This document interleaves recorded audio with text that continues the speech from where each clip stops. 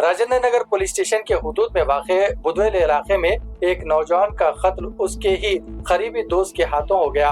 Police और मुकामी जराये से मौसूला इत्तलात के मुताबिक मकतूल नौजवान की शनाख्त साई कार्तिक के तौर पर हुई है, जबकि कत्ल का इल्जाम उसके दोस्त सिद्धार्थ रेड्डी पर आयद किया गया है।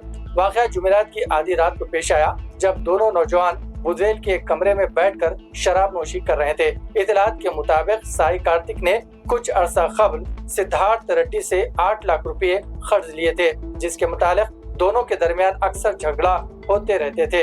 इसी दौरान दोबारा रकम के मामले पर बहस शिद्दत इख्तियार कर गई, जिसके बाद सिद्धार्थ रेड्डी ने साई कार्तिक पर हमला कर दिया, जिसके नतीजे में उसके मौके पर ही मौत वाक़ई हो गई। वाक़ई की इत्तला मिलते ही पुलिस जाए मौके पर पहुंच गई, शाहिद जमा किए और लाश को पोस्टमार्टम के लिए भेज दिया। पुलिस ने मुकदमा दर्ज करते हुए तहकीकात का आगाज कर दिया है, जबकि मुलजिम की गिरफ्तारी के लिए कार्रवाई जारी है। पुलिस ने यह भी कहा है कि इब्तदाई शवाहिद से मामला जाती माली तनाज़ा का मालूम होता है, ताहम मजीद तफसीलात तफ्तीश के बाद ही सामने आएंगे। మీ పేరు ఏ పేరన్నా? నా పేరు యాదవ్. ఏమైంది రాత్రి ఏమైంది? మళ్ళీ వీడియో చేస్తున్నాను. కుర్చీలకి మంచాలకి నవ్వారు అజీవోడు.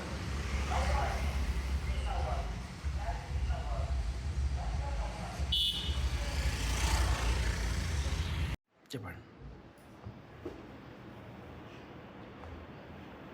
ఈరోజు మార్నింగ్ అరౌండ్ 1:30 టైంలో బుద్వేల్లో ఒక రూమ్లో ఒక వ్యక్తి చంపబడి ఉన్నాడని తెలియక మనం రాజనగర్ పోలీస్ నుంచి మనం వెళ్ళి ఎంక్వైరీ చేయగా చనిపోయిన వ్యక్తి సాయి కార్తిక్ 29 ఇయర్స్ బీటెక్ అతను చదివినాడు. తర్వాత ఇప్పుడు బిజినెస్ చేస్తున్నాడు, అది కూడా గోలీ సోడా బిజినెస్ స్టార్ట్ చేసినాడు. దాంతో పాటుగా ఇప్పుడు ఎవరైతే దీంట్లో అక్యూజ్డ్ ఉన్నాడో సిద్ధు రెడ్డి, వీళ్ళిద్దరు కూడా ఫస్ట్ ఫ్రెండ్స్గా ఉన్నారు, 4 ఏళ్ల నుంచి ఫ్రెండ్స్గా ఉండే.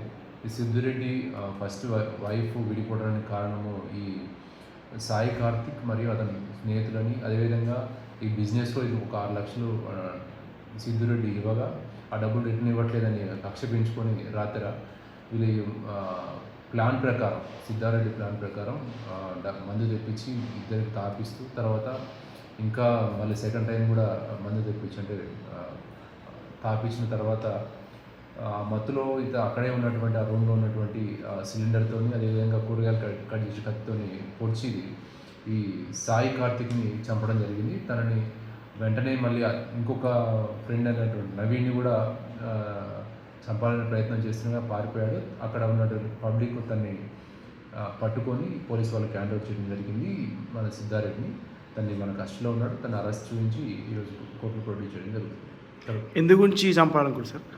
దాంట్లో ఒకటి ఫైనాన్షియల్ డబ్బులు రిటర్న్ ఇవ్వట్లేదని ఒకటి కక్ష, అదేవిధంగా తన ఫస్ట్ భార్య తన నుంచి విడిపోవడానికి కారణం వీళ్ళే అని చెప్పేసి కోపం పెంచుకొని చంపడం జరిగింది.